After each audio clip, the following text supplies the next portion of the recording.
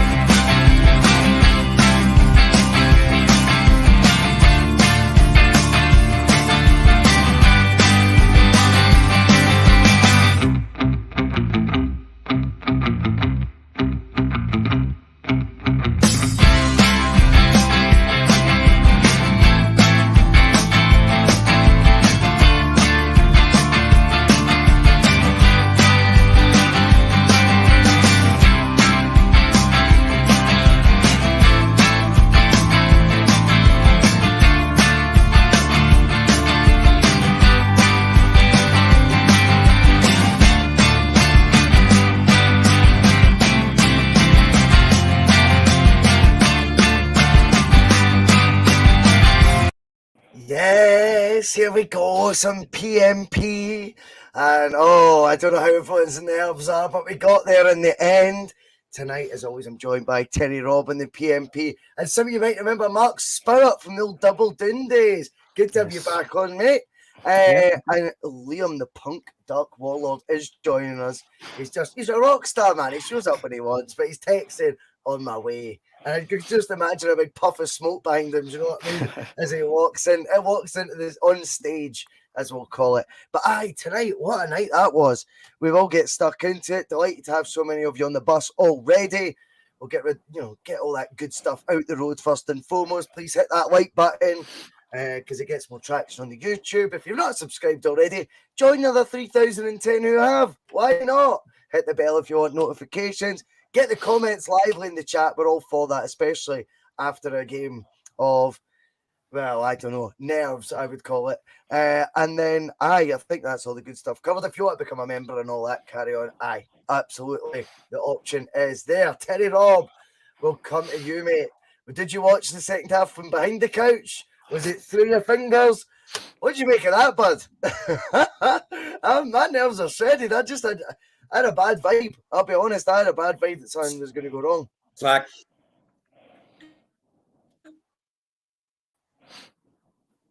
I don't know. Can you hear Terry, Mark? Yeah, it's a bit jumpy for me. Oh, I think he's frozen. Scrappy. I think he's frozen. Subdued.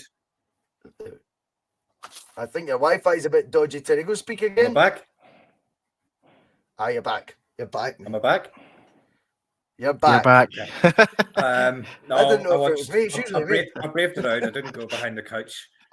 I thought we were slack. I thought we were sloppy. I thought it was a scrappy game. I thought we were strangely subdued. I expected us to play a lot better, especially on that park. The park looked absolutely magnificent, but for some reason unknown to me, both sides were very, very poor with their passing, and Celtic very, very strange from a passing perspective. There were quite a few guys who just didn't seem to be on it tonight. But let's look at the positives. It's another 3 points. It's another on paper tricky away game that we can tick off, and true. Move on to Saturday. Get the 3 points. Get through to this break, and we're in a really, really strong position. No worries. Tom, Mark, I'll come to you, mate. It was a bit lackluster, wasn't it? It wasn't what we expected. No, it wasn't what I expected, and I think I would agree with Terry there. It's kind of a lot of the passing, I looked a bit slack, looked a bit lackluster. I think, the few weeks that we've had, I kind of thought midway through the second half there, I thought, I'm not enjoying this one as much as I usually do, and maybe that's a good thing. Maybe it's just having a quiet Wednesday, and 1-0, and maybe when we got the second, certainly as well, I thought, right, that'll be that to bed. Crazy last sort of 5 minutes. Fine margins and all that. But no, I think it's one of those ones where you say you need a mixture and a variety of different results and different performances, and I think that's one of them you would chalk up as just that. It wasn't the drama of the 4-2 against Dundee United. It wasn't the heroics at the end against St Johnstone, but it was a win, 3 points hard to get on the road. So yeah, I'm pleased overall. I think it was just one of those. You mentioned about bad vibes there. I watched the game here with my dad, and we were kind of saying the same thing. There was just a bit of a bad feeling, but that's football, and that's why we love it. But a good 3 points on the road, so I'm happy overall. It is. That's the positive outlook. See, at the end of the day, we're still 7 points clear. There he is, Liam. He rocks on when he wants. Hey, big man, I'm all good with that, mate. The coolest guy on the channel by a million miles. Liam, how did you enjoy the game tonight? Because it wasn't quite the performance we were maybe hoping for, but I think at the end of the day, the boys have summed it up nicely. We would have been taken on the 9th of November a 7-point lead any day of the week. I certainly would have been anyway. And that's where we've landed up with one more game to go before the World Cup break. I mean, that's a positive spin on it. I think we're in a fantastic position. I'm happy with that. Yep. But going back to what Terry... Let's talk about the game. A terrible game. So I'm there with a lot of guys in the middle of the afternoon that have taken time off work to go and watch that. Nobody was happy. And it was the weirdest thing as well. I know you'll probably get to it later, but the goal that I thought Jota scored, and we watched that on Celtic TV, and the commentators never even celebrated that. I mean, it was an absolute, this Phil McGillis, a thunder bastard there shot. Nobody celebrated it because they're all, even the commentators are quiet because it could be offside. It's Wally Collum, it's VAR. And I think that helped drain a lot of the enjoyment out of the game for me as well. And that was a hard game to watch. But, I'm glad we got the 3 points. I'm off. But, I thought it was a combination of referee and, I don't know, they're trying to kill the game. And they don't need to. There's an element of that. The one thing I will say, maybe there's an adapting period going on right now, Terry, with the VAR for the players. We're certainly seeing examples of it on Saturday as well. In fact, I say examples. An example of it on Saturday, I think you could describe the performance. It was stop-start at times, and it seemed to take Celtic out their stride. I didn't really feel watching tonight that VAR was as heavily involved, even as close to as Saturday. But even still, I thought Motherwell made clever fouls and all that. But Celtic need to adapt as well and rise above that sort of thing. And I still think Saturday, I would say, yes, Angie's reaction was correct to why we weren't as free-flowing as normal.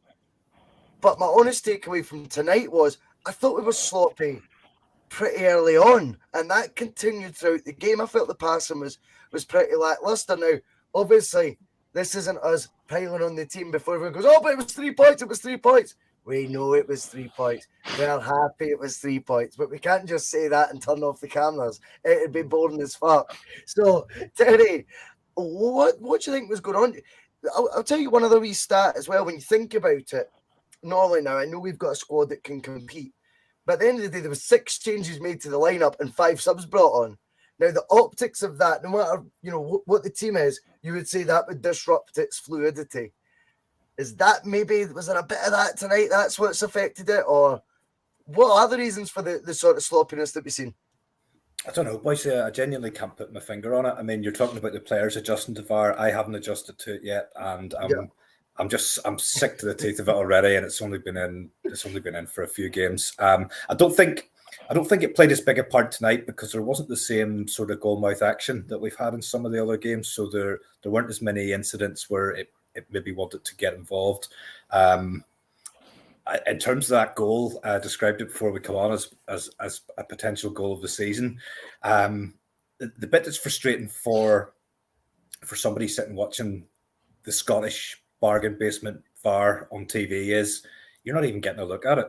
You got Yeah. you got one still from a Nokia 3310 that somebody was holding at the wrong end of the stadium. You got to see that for about 2 seconds. It wasn't conclusive, and you're just trusting that bargain hunt David Dickinson back in Clydesdale House is making an accurate and honest decision, and that's it, gone. It'll never be. You can't see it again. You can't. There's no lines. We don't get to see any lines. We don't get to see any real angles that allow you to actually go right. I won't go to bed tonight convinced that was offside, because it's not been made clear to me, and that's what this VAR was meant to bring in. So obviously we know we've got limited cameras and everything else. I don't see we can monitor it. I can monitor it as much as I want. I'm going to have to embrace it at some stage. It's not going to change. However, going back to the passing, I really can't put my finger on it, because if you look, even I can throw out the usual names that I throw out. Starfelt was sloppy in possession. Yes, he was. But even Jota was. Jota, I could count 4, 5, 6 times Jota gave the ball away when trying to find a teammate. Even little Hatate, who's rapidly becoming one of my favourite players, he just wasn't quite on it tonight either. Abada was pretty anonymous in the time that he was on the park. I don't know. It's just one of those games. I genuinely, we can throw out lots of reasons why we think it was. I genuinely don't know. I was surprised. I know we haven't been at our scintillating best over the last 3-4 games, but that probably was the one game there tonight where it was hard to get excited at any stage. And yeah, when you get to that 70-75 minute mark, especially after Saturday, you're starting to think, you know what? All this takes is one ball into the box. Then we get the second goal with a typically composed finish from Daisen Maeda, and then within 60 seconds we're back biting the nails again. Just a free kick, punt it into the box. We don't defend it. A very, very, again, we'll use the word again, a very sloppy goal for Celtic to concede. Well, Mark, that's the thing. I mean, we were pre-warned before the goal, moments before it, with a header from Motherwell that sort of bounced right in front of Joe Hart, could have looked into the roof of the net, just as easily. That was a warning shot. When you're conceding goals for set pieces, I think that pisses off every manager in the country, Mark, to be honest. If their team concedes from a set piece, I'm sure Ange will be no different to that. It does frustrate you, though, when you think you've got the job done there. Maeda's finished, by the way. If you want to talk about positives, I mean, the outside of the boot touch with his right, and then his touch was excellent. Shifted it on his left foot. And the finishes with composure is probably as tidy a finish as we've seen from Maeda so far, Mark, in his short Celtic career, because he is the king of scrappy goals. And that is why he is on the plane, gentlemen. That's good. And our Kyogo is not. But no, I think, going back to some of the earlier points there about just the kind of nature of the game, I think the one ball thing for me was just, I don't know how many times there was this kind of, okay, when we were 1-0 up, I think the ball was thrown back to Juranovic, and he kind of left it, and the Motherwell players are going, come on, and you're saying, well, all game it's been this one ball. So there's a bit of that. I think in terms of VAR, I know that some of the previous shows that there's been discussions about VAR. I'm not utterly against it. I'm not an massive advocate for it, but I think one of the comments, I think on previous show this week was around, which I think we'll benefit from it in the long run. I think we probably will. I actually think we're one of the teams that will. We get that much activity in the box, that much balls coming in from wide. I think in the long run we will benefit from it. But tonight it wasn't conducive to any VAR involvement. There should have been more balls available. The stuffiness that Motherwell brought, clever fouls here and there. But they made a finish. To look at the positive again was fantastic. At that point, you can kind of breathe a sigh of relief. And then all of a sudden it's a ball into the box. And we talk about sort of, central defenders and headers, and we've had serious problems with that in previous years. I don't think Jen's done an awful lot to play himself out of the team. I know Starfield's come back. He's obviously looking like more of a, I think Ange had mentioned that Jens had maybe played more than he anticipated that he would when he brought him in. I think he's been excellent. But it wasn't actually that. It was Juranovic slightly behind the line. I think he's got to trust his central defenders a bit more and make that step up. It's not always easy to do as a fullback, but it's I know, and I said fine margins at the top of the show, and I think if he just trusts the line a little bit more and holds it, that goal doesn't happen. And we've seen a couple of instances where Juranovic has been caught either with blind runners or over the shoulder balls, and that's just another kind of glimpse of just a little bit of complacency. I was a bit disappointed with that. Mm-hmm. I think that's fair. You've covered quite a lot there, because there's a couple of points I wanted to make maybe later on in the show, or maybe on another show that you've brought up there, which I think are very good. One of them would be, how come every player we've signed seems to have been not in condition? You know, if Jens has played too many games already, Abelgard takes 3 months to get ready, Haksabanovic can only play 45 minutes. You're sitting, Aaron Moy got a free pass into the team basically to get fit, but accepted he wasn't fit as well. That's 4 of your signings weren't ready to go. Like that's quite a large percentage. But we could talk about that in more depth maybe later on. We Tony mentioned about the Nokia 32 screenshot of VAR, and Mark's obviously, I get Mark's point because we spoke about this. In the long run, VAR theoretically should help Celtic because the amount of times that we're making these brilliant runs. Do you know what I mean? Because of the pace we've got in attack and the amount of attacks we naturally have. However, if that is all they've got to go by, none of us are any of the wiser if Jota is officially offside or not. There doesn't seem to be, from that angle, any sort of conclusive argument to say he's offside. If anything, I would look at that with your 2 lines. You can't make out what part of Jota is offside and say, well, hold on now. That looks to me like benefit of the doubt. And the benefit of the doubt, I always believed, was meant to be given at the forward. What did you make of that aspect of it, Liam? Because I think Terry's point's right. If they're using that, I'm struggling to even call that VAR. Well, it's funny when the goal was actually, I keep saying scored, right? Because it was an absolute rocket, and I feel deprived that they get a chance to celebrate that as a goal. When they showed it, like he looked like they showed it once where it was like the camera was up near the halfway line. When they came back on to show you, and I watched it on Celtic television here in Canada, they showed you from the same camera that they used to show that Jota played the guy on. And that was a definitive line written right across that. So my biggest problem with this is transparency. So every company I've ever worked with, when you do communications, messaging, advertising, for 20 years, every single company is building their brand, and a lot of it's on transparency.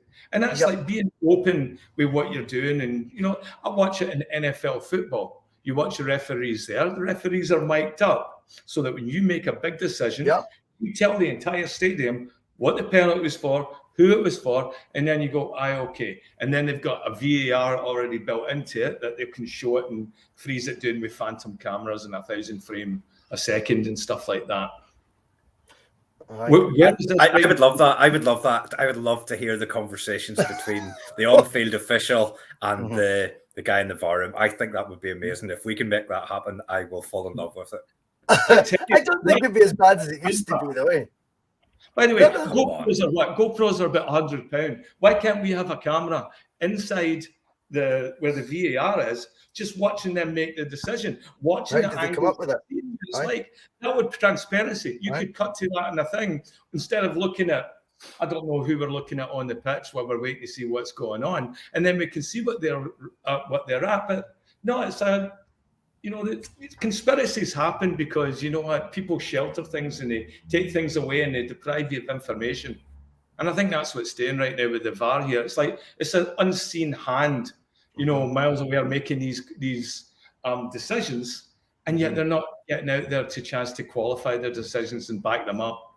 I think this is a time where we should start taking referees after the game and saying, okay, maybe it's not the ones in the stadium, but the VAR guy come on camera and back up his, okay, why did you make that decision? Yeah, because he's got plenty of time to ponder it after it as well, and then relook at it even after his decision and form his argument. I agree. It would give a certain degree of transparency that's definitely not there right now. It's all just a load of shite right now, and I think. Go on, Terry. The only thing I would say about tonight, Jota didn't celebrate madly. Did he know himself, or did he think it was close? I think that's a subconscious with almost every goal now. Yeah. You're probably right. Right. See, just when it's in my head, it's not Celtic related. But I was only reading about this the other day. I didn't actually realise this happened. So, in the Dundee United, was it Dundee United Motherwell So Tony Watt goes in for a challenge. Referee doesn't give anything. VAR calls it back and recommends a red card. Referee changes his on-field decision, sends him off, and then the panel review it and say it wasn't a red card at all. You just couldn't make this stuff up. You honestly couldn't make it up. I think the thing I'm worried about, Mark, is this turning into, you know, every single post-match being the post-VAR show. Do you know what I mean? We need to rename it PvP at this fucking rate. You know what I mean? And I think I want to be of the opinion, you know, let's get on with it. It's there. We kind of wanted it maybe at one time. But they are giving us examples now where there is a real frustration now being felt amongst the support that this ain't working for us whatsoever. Now, I've seen a comment coming. I want your take on this one, talking on VAR. Celtic's second goal. The throw-in clips Haksabanovic on the head. Now, is he on the pitch? If he's on the pitch, is he too close to him? Is he off the pitch? I don't know what the rule was there. I don't know if we got away with one or not. I generally think I've never known less rules in football than what I know now. Do you know what I mean? I think I knew more of the football rules when I was about 6 years old to what I know now. They seem to be changing all that much. What did you make of that when it was a bizarre way to lead up to that goal, wasn't it? It was. And actually, as the check was going on, I did see a bit of a clip. I actually thought, you know, you sometimes see it in sort of more amateur football if you go and watch them on Saturdays, that you put the hand up and it stops the ball from going. I thought maybe Haksabanovic should put his arm up and maybe stop the ball, but it comes off his head, as you say. I think his foot's on the line when it hits his head, so technically he's in the field. In terms of throw-ins and rules, there's another one that often happens, and again, I'll go amateur football, but someone takes a throw-in and it never goes in the pitch. They shout to the referee, "Oh, it was never in, ref." And they want the ball back, they want it taken again. But I think when the ball's in the throw with the thrower's arms, I think that's at the point where he goes to take the throw, it's in play. So I think Haksabanovic is, you know, it's fortunate for us, but I don't think it's a foul. But it was close.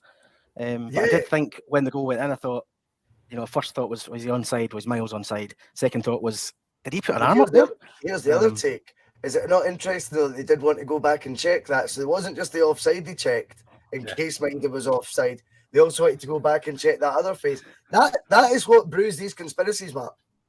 Yeah, and I don't disagree with that. But having said that, I'll counter that, because when I watched it back, I thought I wasn't actually sure, because I don't actually know the rules. You know, I don't have the book next to me, but you know, I did think to myself, if that was against Celtic, what would I be saying? And I might be saying, wait a minute, he's off the pitch. Is he on the pitch? Did it hit his, you know, is he too close to the thrower? So all these things went through my mind. So, you know, I get what you're saying. Why did they go back and check it? Why did it take so long in the first place? But would I be asking for them to check it if it was you know, a Celtic throw that was, you know, what looked like slightly impeded, as we're discussing? Would I want them to check it? Yes, I would. So there's a bit of balance there for you.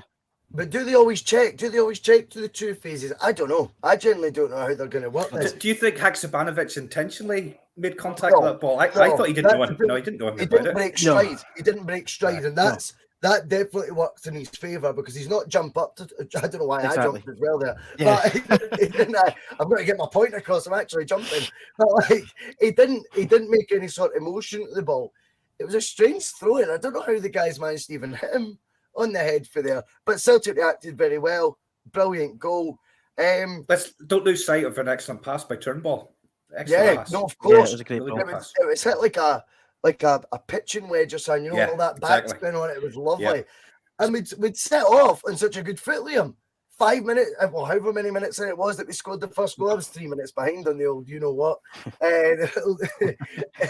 But I mean, we score early, we expect to sort of go on a run. But talking about the goal, Matt O'Reilly recently seems to have came in for, I think, really unfair criticism. He's playing a role that he doesn't normally play.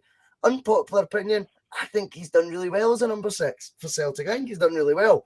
I think he's kept the fluidity in the team better than what you would have been putting Moy there, who is probably more natural to play there, but he would have slowed us down too much. O'Reilly's actually kept the tempo going and adapted to a new position. But see, he's bit of dig for that first goal. You know, you think he's lost the ball, and just a brilliantly timed tackle, wins it back, and he doesn't think twice. Perfect ball across. Of course, Kyogo's going to be there. That was a cracking goal. I think Kyogo did well as well to get that. He was surrounded by 2 Motherwell players and managed to just find it. Postage stump at an inch that ball was at, and managed to get his toe on it. I thought Matt O'Reilly played pretty good today. I thought he's played really well in that position. I've Me reading too. some of the forums and all that, people just absolutely slating him. That Bizarre.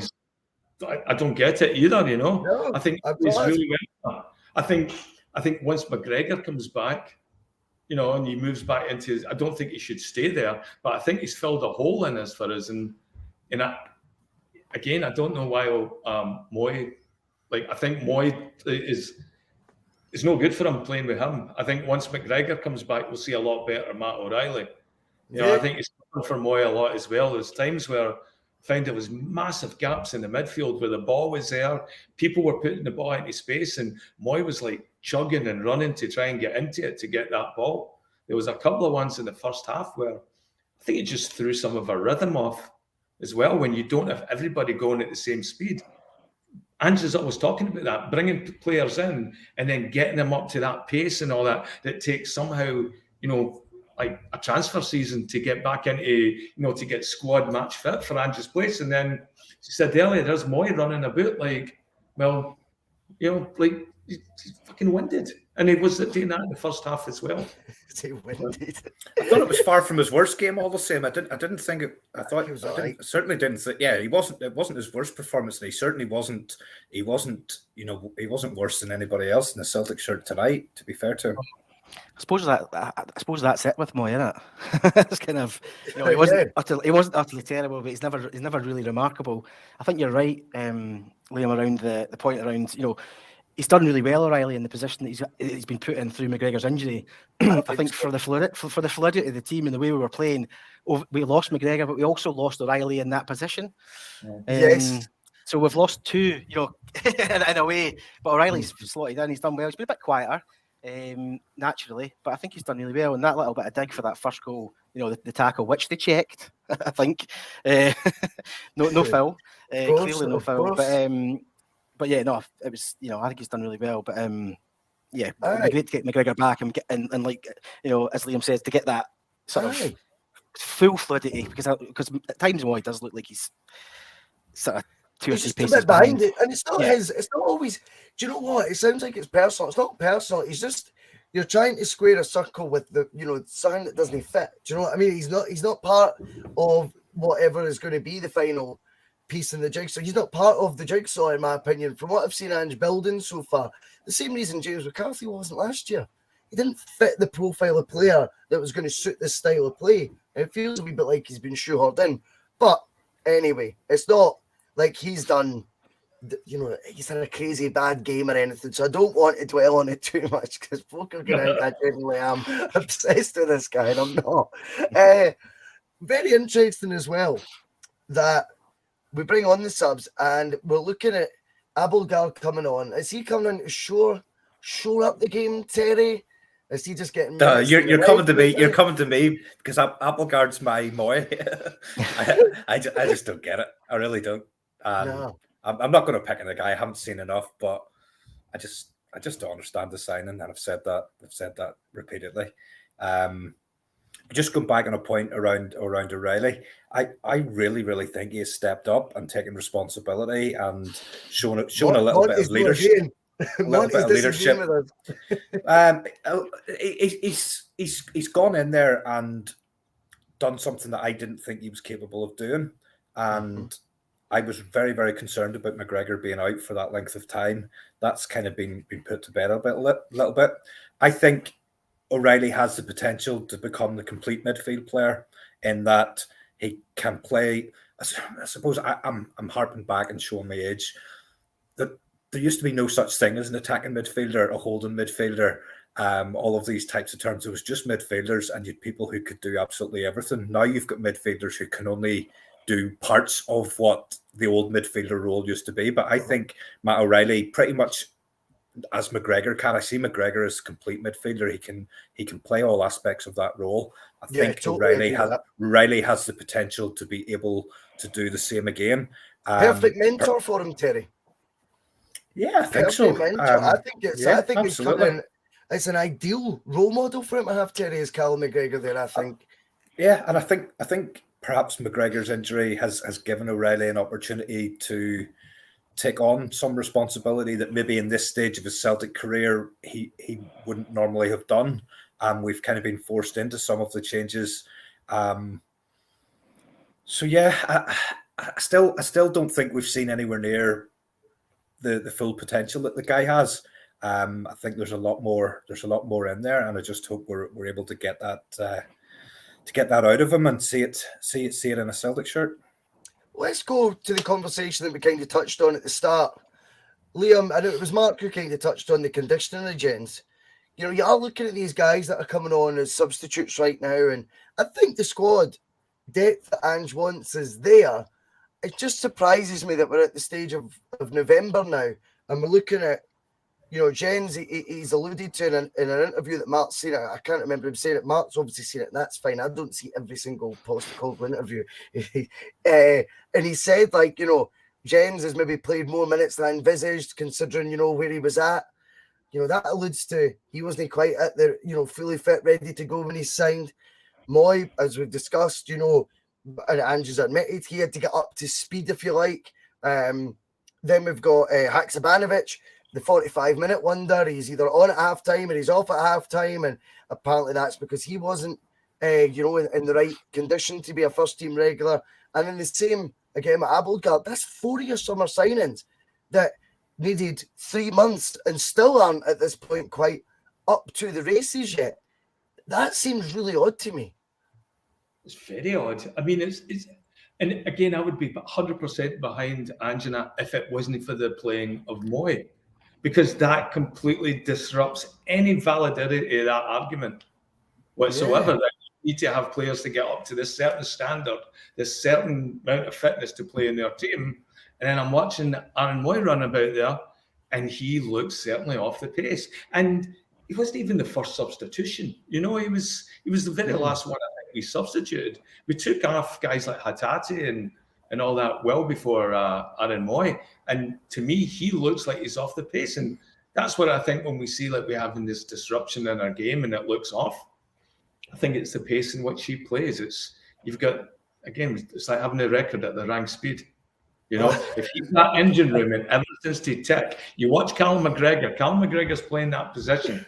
Like move, you see him getting it going.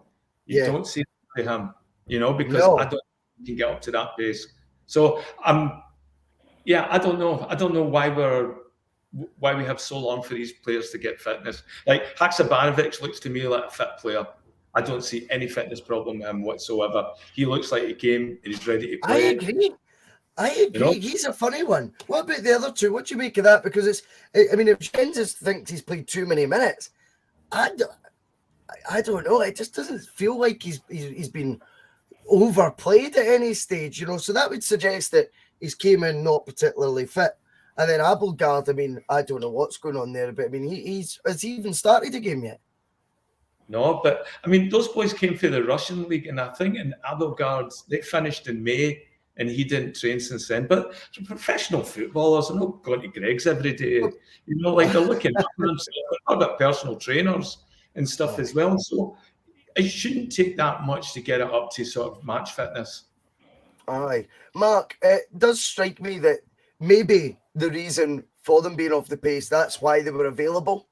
Maybe because they were like that is why they were available to it Celtic and after right now, because there has to be sometimes some sort of reason we can get players we might otherwise not be able to afford. And it might be it's got to a stage late in the window with the likes of Hacksaw and Abelgard that there's maybe not been a whole raft of interest. And but I don't know, I just feel like when I'm looking at those four players that we brought in, all of them, it's been alluded to at various times by the gaffer that they might not be really up to it when they've signed, or well, they've certainly not been up to match sharpness when they've signed, but we're months into the season now. Yeah, and there's a bit of, I guess it's a bit of a theme or a recurring theme from Ange. I don't know, when he says maybe not up to the speed or the pace, does he mean, you know, that they're more than fit enough to come into the club, but actually for the style of play we want to play, we'd like them to be that little bit, you know, a little bit fitter, perhaps. I remember, I think it was last season, no, it definitely was last season, about Hatate. He mentioned about, you know, he's not quite up to the pace yet, or he's played so many games. He's got this kind of, he does say things that I think sometimes maybe to protect players a little bit, coming into a new club. And I don't for a minute think that Haksabanovic isn't up to match fitness. I haven't seen anything that suggests that. I think we talk about Moy. Question in the comment there. Comment in the below there says that it's just his style of play, and I think that's probably true. It's not the fact so much that he's unfit or not fit, and I think that's fair. But I don't know. I think with Ange sometimes there's a little bit of protection in a way. Guys coming into a new club. We'll see. But I think the Jens thing, I think he just meant with the Starfelt injury. He played a bit. Jens was brought in, but Starfelt was obviously injured. I think he's played a bit more than he would have expected. Again, you could see that as maybe just being personnel issues rather than fitness. So I think there's a bit of Ange, doing what Ange does best, but I don't see them being not up to it. I just think it's just, and Abelgard's another one. Took a while to get into the team, not started a game yet, we don't think. But I think as well, when we talk about McGregor and O'Reilly as being keys or key cogs in the machine, Abelgard's never going to be that. I don't think a fully fit, all option Celtic side, Moy's ever going to be that. But they will do what they need to do when they need to do it for Ange, and he knows that. So I don't mind seeing Terry to counter you. I don't mind seeing Abelgard coming on sometimes, not just for Moy, but I think he can shore it up. But surely got a wee bit of he's got a bit of a reputation, Danish international. Yeah, I thought it was Abelgard who played the ball through. So I was saying, I told you this guy was a player, And then the replay showed it was Turnbull, and I thought, all right, okay, well, I've got that one wrong. It was a terrible. That was on the Nokia 3210 as well, by the way. So you can forgive me for that. But yeah, it was. I think he could do a job. I just think, it'd be interesting to hear why Terry doesn't think, because I think he'll do what he needs to do when he needs to do it. And Ange will play him as such, but he'll never be like the key cog from minute one, because we want that fast, furious pace. Yeah, I suppose my take on it, Mark, take kind of what I just didn't see the point of going out and bringing this guy in on a loan signing, and he only gets to play, I think, 10 minutes. That's probably his longest stint on the pitch, other than the night he came on when McGregor got hurt. And the conversation kind of came round on the Sunday sesh, and one of the points I was making was, rather than bring Abelgard on for 5 minutes at the end of the game, is that not an opportunity to blood someone from the youth team, the B team, have younger guys on there within that sort of list of 9, and rather than bring some of these other guys on, like McCarthy, although he's now injured, Abelgard, is that not somewhere where we could start to bring through the youth and give the youth an opportunity? I'll just I heard one of Hamish's podcasts whenever Abelgard signed, and he had a Ruben Kazan supporter on. Right, okay. They were comparing. We've all got one of those. They were comparing the signing of Abelgard to Haksabanovic, and the guy who watches Ruben's matches, he said that Abelgard was on a completely different level to Haksabanovic in terms of ability. I just don't see that at all. Yeah. He could understand why we wanted to sign Abelgard. He didn't know why we'd be interested in Haksabanovic, and I mean, that might turn out to be accurate. I just don't see it. Finding a Ruben Kazan supporter who can come on and talk on a Celtic podcast, a few and far between. Hamish gets them. He can get them. He does. He does a great job. Gary McDowell comes in. What a gentleman, mate. Thank you so much. He's stuck in a wee tip there into the jar, mate. Nice one. And he is saying, do you think the constant changing of the first team is affecting our performances? Gary wants Ange to show a sort of reward for players for good performances by playing them in the next game. Haksabanovic being a key example.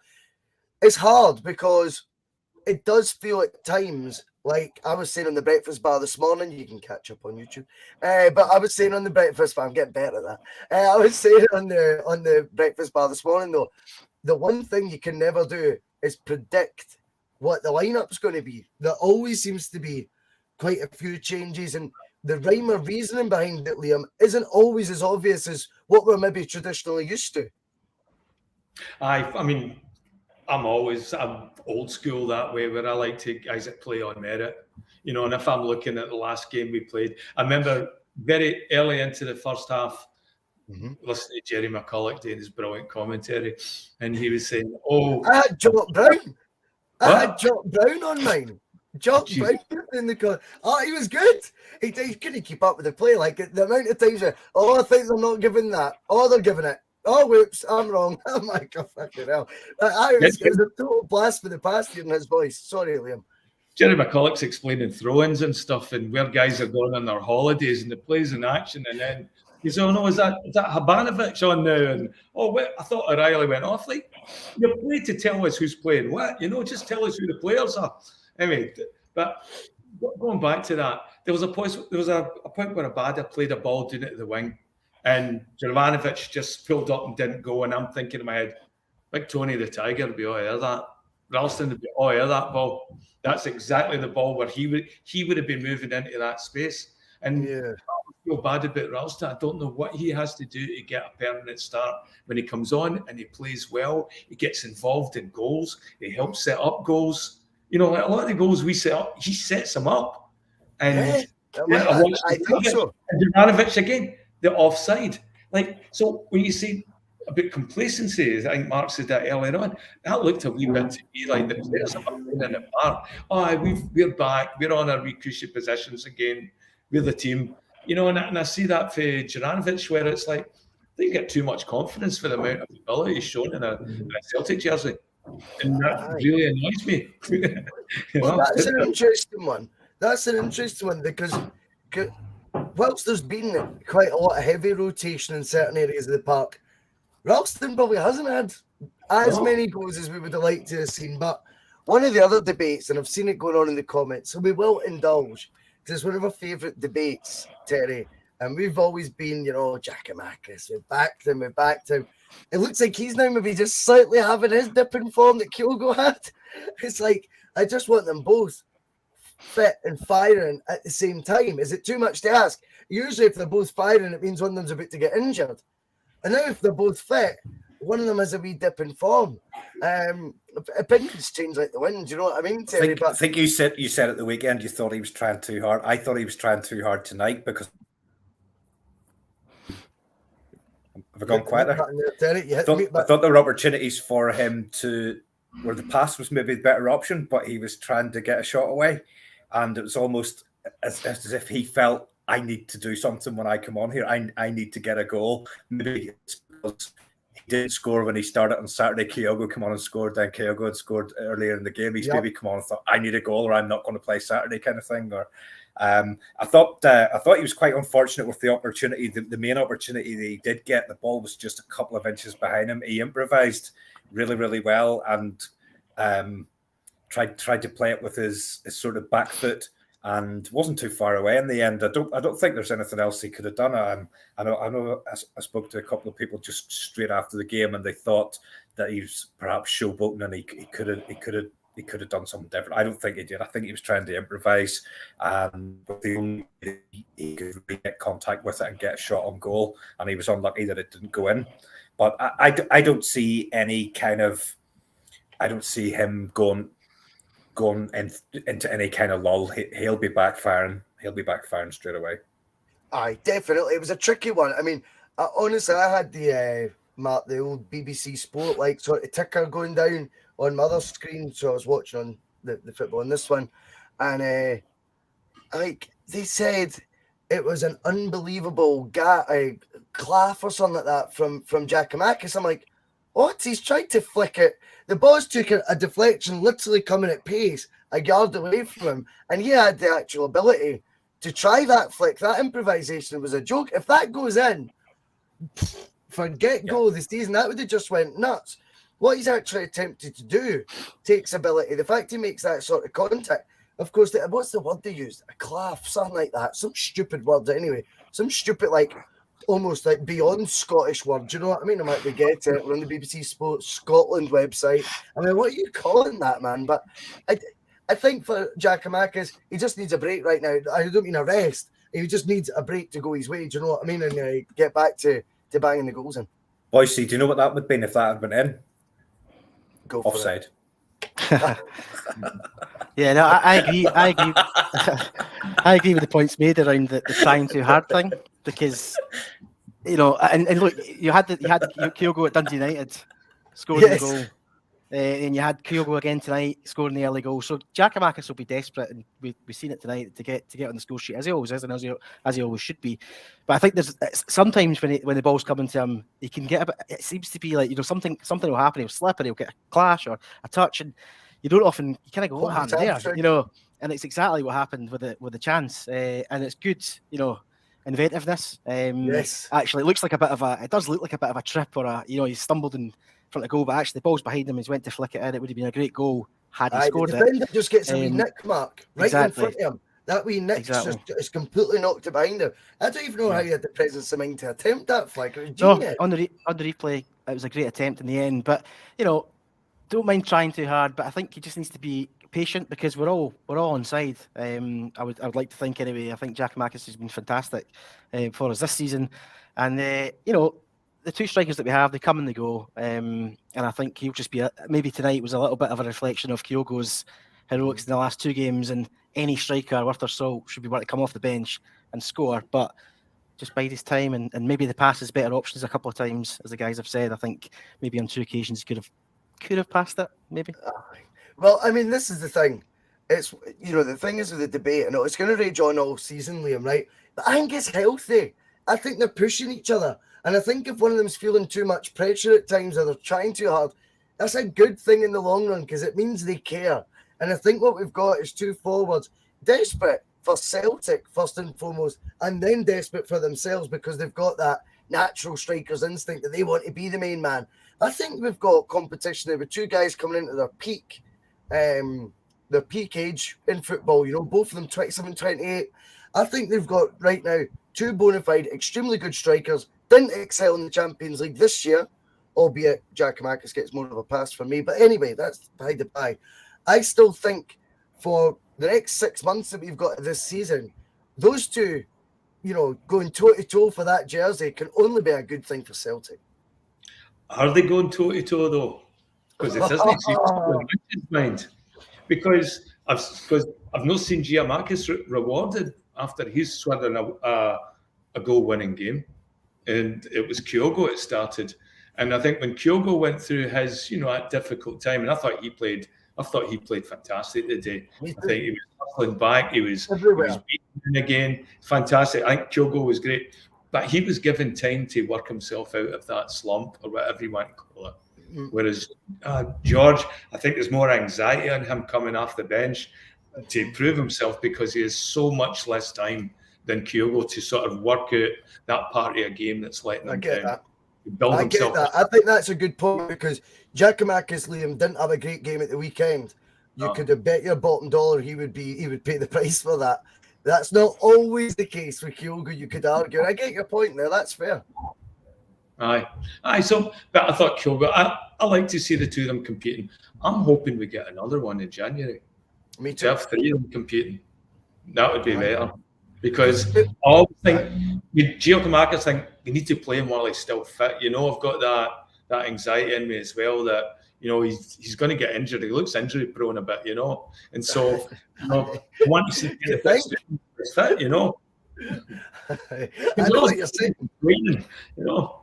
No, I agree. I think somebody in January would be good, because actually there was the moment in the second half there where the ball came over the top, and Kyogo kind of went to quite a stretch to try and take it down on the control, and he kind of pulled. It looked like it got pulled up. You've seen that before, obviously, with the hammies going with some of the players, and I thought, you know, that would maybe be, and if that happens, then we're up somewhere with a paddle essentially. So January, I'd like to see activity in that area, because as much as I love the two we've got, I think we need to bolster a little bit.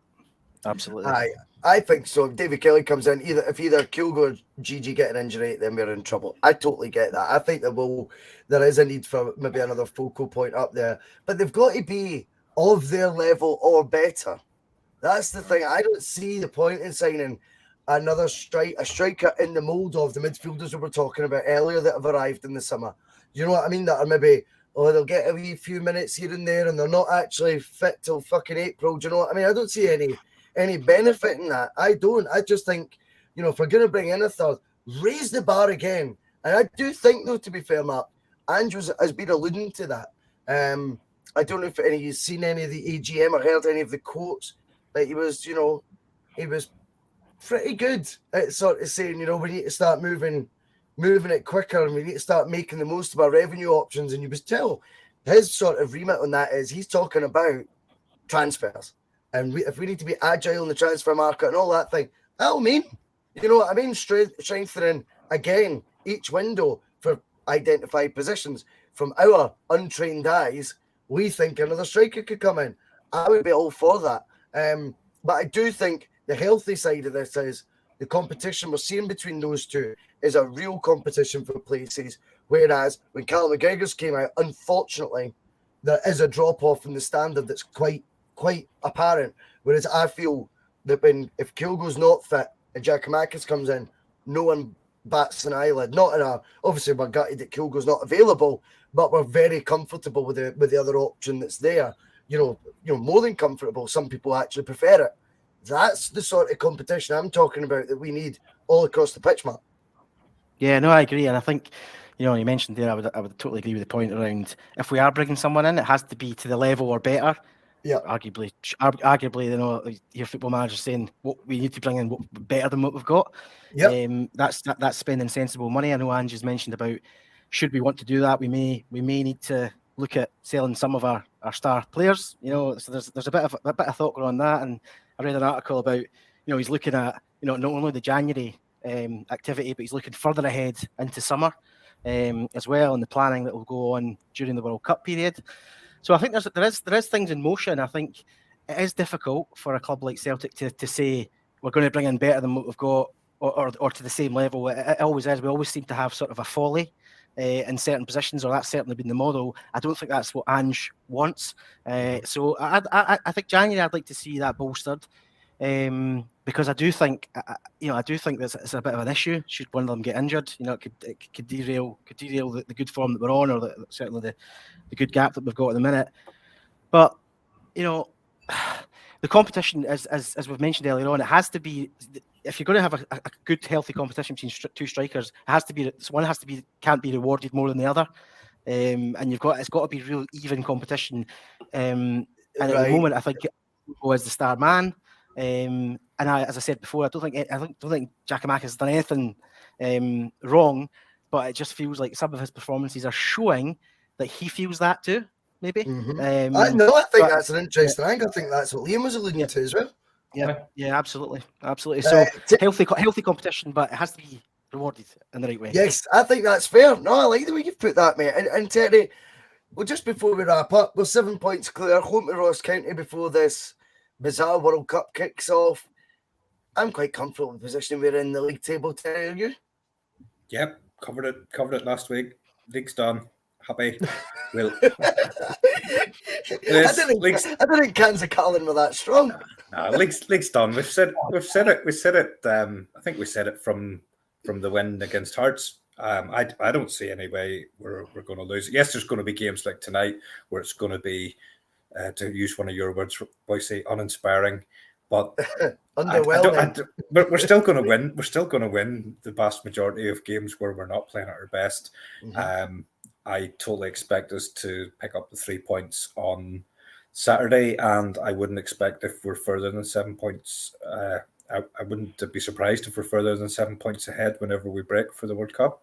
And then we've obviously got to come back after that. Got to hit the ground running again. Just got to make sure that we get back into the groove quite quickly and not allow any silly points to slip away.